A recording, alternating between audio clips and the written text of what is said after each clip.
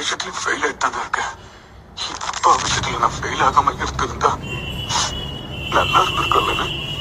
படிப்புலையும் fail ஆயிட்டேன், college போன விஷயத்துலயும் ஃபெயில் ஆயிட்டேன், லைஃப்ல செட்டில் ஆகிறதுலயும் ஃபெயில் ஆயிட்டேன்.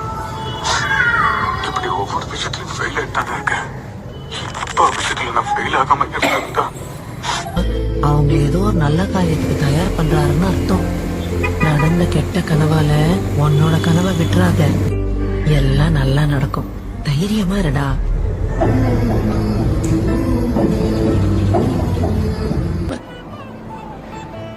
கிடைக்காம போகாதியா, கிடைக்கிற வரைக்கும் முயற்சி பண்ண. சரிப்பா, போயிட்டு வா.